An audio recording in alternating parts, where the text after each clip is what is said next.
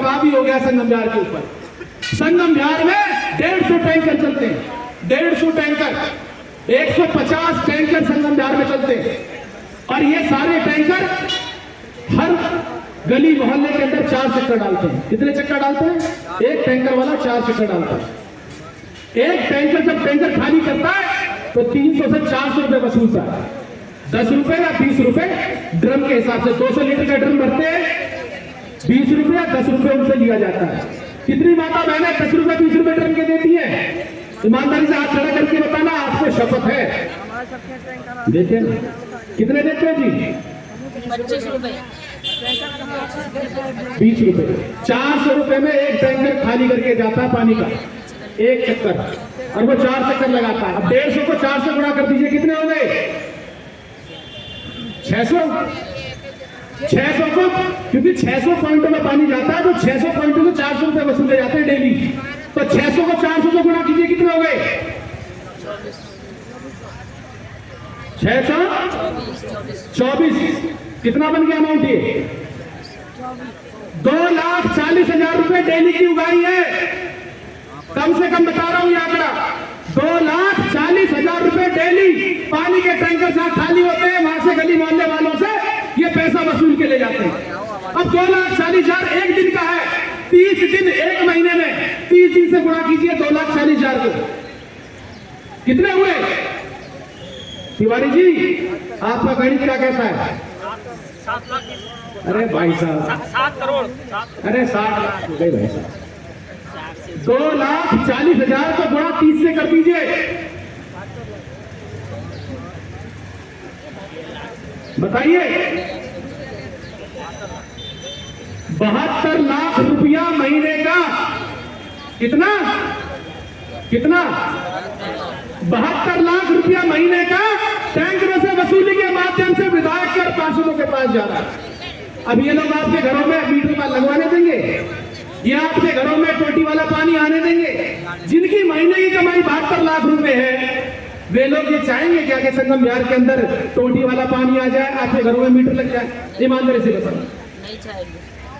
दिल्ली जल बोर्ड के टैंकर पर लिखा होता है निःशुल्क जल सेवा। क्या कोई ऐसा माइका लाला जरा फ्री में पानी मिलता हो? किसी को निःशुल्क नहीं मिल रहा है। 72 लाख रुपए वसूले जा रहे हैं। ये जो सड़कें तोड़ तोड़ करके ये ड्रामा किया जा रहा है सीवर लाइन का, 1 फुट की सीवर किसी ने देखी है जीवन में अपने? हमारी गली की जो नालियां है ना वो भी 2-2 फुट गहरी है और 1.5 फुट चौड़ी है। उन नालियों से पानी पास नहीं हो पाता तो ओवरफ्लो होकर बहती है, रोड पे घुटने घुटने पानी चलता है। हमारे बीच में हमारे सांसद जी आ गए। माता जी बहनों आपसे मेरा निवेदन है 5 मिनट का संयम और बरत लो, बस 5 मिनट में वो हमारे बीच में रतिया मार्ग पे पहुंचे। लेकिन मैं इस रतिया मार्ग की कहानी बयान कर रहा हूं क्योंकि वो जान में बसे हुए हैं। अगर वो बीमार हो तो मेरे ख्याल से कोई व्यक्ति जिंदा नहीं आ सकता, ना जा सकता। ये शर्म की बात है कि नहीं है? पानी बरस जाए संगम बिहार के अंदर, हम बच्चों को घर से बाहर भेजने के लिए क्या कहते हैं? भैया रहने दो, मत जाना, बाहर नहीं निकल पाओगे। 2-2, 3-3, 4-4 घंटे हमदर्द से लेके घर तक पहुंचने में लग जाते हैं। तो मेरा आप लोगों से संगम बिहार की जो बदतर स्थिति है उसके लिए ये अपील है, ये कहना है कि इस बदतर जिंदगी से अगर निजात पानी है तो आपको आने वाले 2024 में और 2025 के विधानसभा के इलेक्शन में भारतीय जनता पार्टी को वोट देना पड़ेगा। ये आपकी मजबूरी है। आपको अगर विकास चाहिए और सतत विकास चाहिए तो आपको भाजपा को जिताना पड़ेगा। जैसे नरेंद्र मोदी को जिताने के बाद आपने ऐसा निर्णय लिया कि देश की दिशा और दशा दोनों बदल गई। आज भारत की तरफ कोई दुश्मन आंखें तिरछी नहीं कर सकता, आंखें टेढ़ी नहीं कर सकता। आज भारत का डंका पूरे विश्व के अंदर बज रहा है। आज भारत का नाम स्वाभिमान और सम्मान के साथ लिया जा रहा है। आज लोग भारत का झंडा लेके यूक्रेन के युद्ध में, बीच युद्ध में से निकल के जा रहे हैं, शांति के साथ, सुरक्षा के साथ। तो भारत की तो बात ही क्या करें। धारा 370, सर्जिकल स्ट्राइक, राम मंदिर, 3 तलाक और अब एक नया बहस का विषय चल रहा है यूसीसी, यूनिफॉर्म सिविल कोड, समान नागरिक संहिता। इस देश के अंदर दो कानून चल सकते हैं क्या? सभी के लिए कानून एक होना चाहिए क्या? एक व्यक्ति के लिए एक कानून, दूसरे के लिए एक कानून होना चाहिए क्या? नहीं। अगर देश के नागरिक समान रूप से, संवैधानिक रूप से एक है, तो सबके लिए कानून भी एक ही होना चाहिए। तो क्या ये मोदी जी जो काम करने जा रहे हैं और उनको करना चाहिए, ये ऐसा होना चाहिए कि नहीं होना चाहिए? हम सभी को 3 तलाक, जो मेरी मुसलमान बहनें यहाँ बैठी हुई हैं, मुस्लिम बहनें, ईमानदारी से बताना, 3 तलाक प्रथा अच्छी है कि बुरी है? अच्छी है कि बुरी है?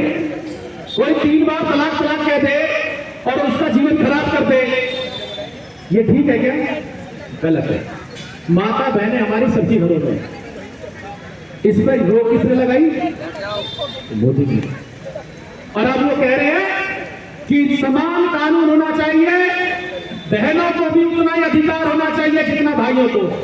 माँ बाप की प्रॉपर्टी में बराबर का अधिकार बहन का भी होना चाहिए, बेटी का भी होना चाहिए। होना चाहिए कि नहीं होना चाहिए? मैं बहनों से, माताओं से पूछता हूं। अब तक ऐसा कानून नहीं था, हर धर्म के हिसाब से अलग अलग कानून था। हर धर्म के हिसाब से महिला का जो हक था वो सीमित किया हुआ था। लेकिन अब बराबर का हक मिलना चाहिए कि नहीं मिलना चाहिए? मैं माता बहनों से पूछ रहा हूं। आपका अधिकार है, आपका हक है, उसकी लड़ाई मोदी जी लड़ रहे हैं, तो आप मोदी जी का साथ देना चाहती है कि नहीं देना चाहती? देना चाहती तो हाथ खड़े करके बताइए कि मोदी जी के साथ है। मोदी जी, देश में कानून एक होना चाहिए। जब आप कश्मीर का विधान, कश्मीर का संविधान एक कर सकते हो, श्यामा प्रसाद मुखर्जी जहां हुए बलिदान मुखर्जी, वो कश्मीर हमारा है और जो कश्मीर हमारा है वो सारे का सारा है, ये नारा हम दिया करते थे। जब से भारतीय जनता पार्टी जनसंघ की स्थापना हुई, किसी नारे को लेकर के चलते रहे और हमने कहा आज हम 2 सांसद हैं, लेकिन एक दिन जरूर आएगा, अंधेरा छटेगा, सूरज निकलेगा, कमल खिलेगा और देश के अंदर भाजपा की सरकार बनेगी, भाजपा का मुख्यमंत्री बनेगा और वह मुख्यमंत्री जम्मू कश्मीर से धारा 370 और आर्टिकल 35 को हटाएगा और हटा के दिखा देगा। आप लोगों ने कहा था, कांग्रेसी मजाक करते थे, आम आदमी पार्टी वाले पास उड़ाते थे कि मंदिर तो वहीं बनाएंगे पर डेट नहीं बताएंगे। और महबूबा मुफ्ती, फारूक अब्दुल्ला गला फाड़ फाड़ के चिल्लाने थे कश्मीर में कि अगर धारा 370 है, आर्टिकल 35 है, धारा 370 हट गई तो तिरंगा झंडा उठाने वाला नहीं मिलेगा, खून की नदियां बह जाएंगी। और मैं कहता हूं जिस दिन धारा 370 और आर्टिकल 35 को समाप्त किया गया तो वहां एक, क्या कहते हैं देसी भाषा में, हमारे यहां कहते हैं किसी ने कान तक नहीं हिलाया, एक चूहिया तक नहीं मरी, जो कहते थे खून की नदियां बह जाएंगी। तो ऐसे देशद्रोही लोगों को उनके गाल पे जोरदार तमाचा अगर कोई मार सकता है तो नरेंद्र मोदी जैसा प्रधानमंत्री मार सकता है। कांग्रेसियों के प्रधानमंत्री इतने आए, इतने गए, लेकिन किसी ने धारा 370 को छूने की बात तो दूर, उसका जवाब पे नाम तक लेना नहीं कुछ समझा। और आज सर्जिकल स्ट्राइक की बात में लोग कहते थे सबूत चाहिए, सबूत चाहिए।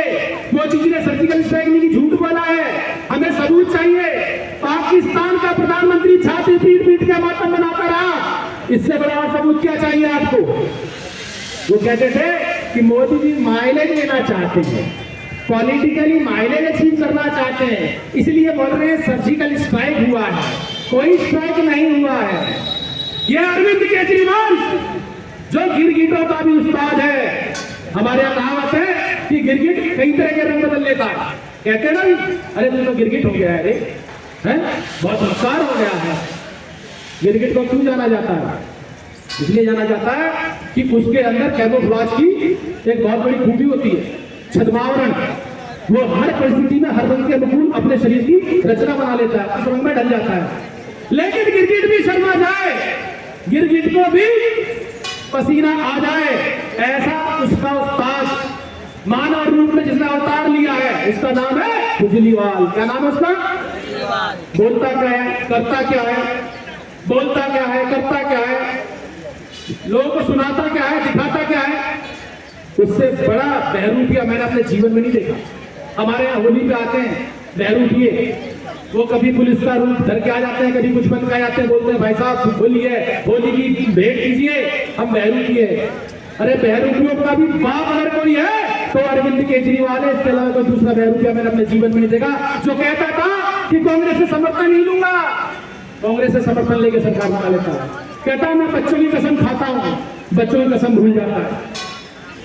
अन्ना हजारे के वहां छाती पीट पीट के बोलता था लोकपाल लोकपाल लोकपाल लोकपाल। अरे भैया कहां गया लोकपाल? किसी लोकपाल के बारे में सुना क्या? अन्ना हजारे के बारे में नहीं पता, जो गुरु की पीठ पे छुरा हो गया वो व्यक्ति, उस व्यक्ति ने दिल्ली को बर्बाद कर दिया। लेकिन हम लोगों की गलती है, गलती ये है कि हमने उसकी बातों पर विश्वास किया। विश्वास करना चाहिए नरेंद्र मोदी की बातों पे, जो आदमी जो कहता है वो करके दिखाता है। लेकिन हम विश्वास किसकी बातों पे कर रहे हैं? ऐसे झूठे मक्कार व्यक्ति की बातों पर। दिल्ली को बोलता था मैं दिल्ली को पेरिस बना दूंगा, लंदन बना दूंगा। दिल्ली में बाहर जाकर देखिए, संगम विहार से बाहर निकलिए और सड़कों का हाल देखिए, सड़कों में गड्ढे में सड़कें पता ही नहीं चल रहा है। पूरी दिल्ली बर्बाद करके रखी हुई है। बोलता था शीला जी तुमने कॉमनवेल्थ गेम में घोटाला किया है, आपने करोड़ों रुपए खाए हैं, आपको मेरी सरकार बनेगी, मैं मुख्यमंत्री बनूंगा, सबसे पहले जेल में डालूंगा। पानी पी पी कर जिसने शीला दीक्षित को पोसा था, कॉमनवेल्थ घोटाले के लिए जिसने चीख चीख कर राग लाते थे, जब सरकार बनी और दिल्ली विधानसभा के पहले सत्र के अंदर हमारे नेता प्रतिपक्ष डॉक्टर हर्षवर्धन जी उन्होंने कहा केजरीवाल जी अब तो आप मुख्यमंत्री भी बन गए। आपने बोला था 300 पेजों की मेरे पास फाइल है, सबूत है। मेरा बहनों से निवेदन है 5 मिनट के लिए, सांसद जी यही हैं आपके बीच में, सुन भी रहे होंगे, यहाँ से जाओगे तो दिखेंगे भी। बहन जी आ जाइए, कोई फायदा नहीं है, 5 मिनट के लिए उतना आपने समय पर इतना संयम बरकरार रखा है तो थोड़ा 2 मिनट और सही। मैं जानती हूँ कि सभी बहनें इशारा कर रही हैं और मैं समझ भी रही हूँ, सारी बहनें जो यहाँ पर बैठी हुई हैं। बस 5 मिनट और, जब आप इतनी देर तक बैठी रही हैं मेरी बहनें, सिर्फ 5 मिनट और। मैं मुझे पता भी है कि सबका खाना बनाने का समय हो रहा है और कई बहनों ने मुझसे बोला था कि हमें सब्जी लेके जानी है जब घर जाके खाना बनेगा। कईयों के पतियों का आने का समय हो चुका है। तो मैं सारी चीजें समझती हूँ क्योंकि मैं खुद एक महिला हूँ, मैं जानती भी हूँ।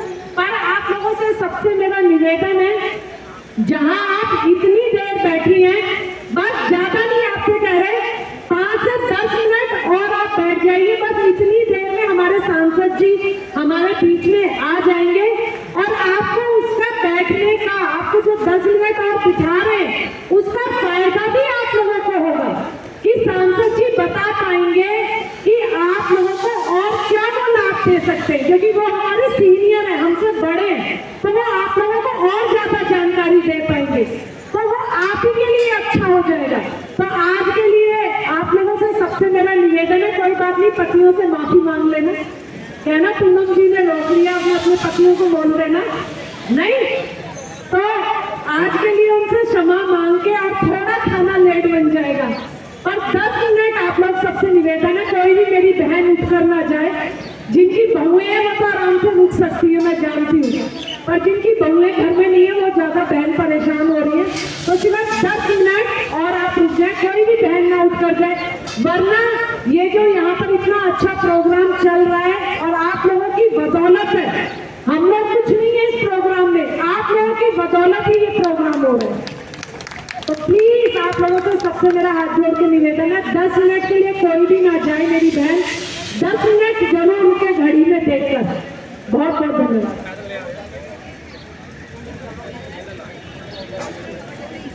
हमारे सांसद जी ने जो अभी हमें खबर मिली है, पीछे से फोन भी मैंने करवा दिया था कि एक बार आप पहले मंच छोड़ो, इसीलिए मैं आई थी उठ के। मैंने कहा बरान जी मंच छोड़ो, मंच मैं संभाल लूंगी, आप फोन करो पहले सांसद जी को।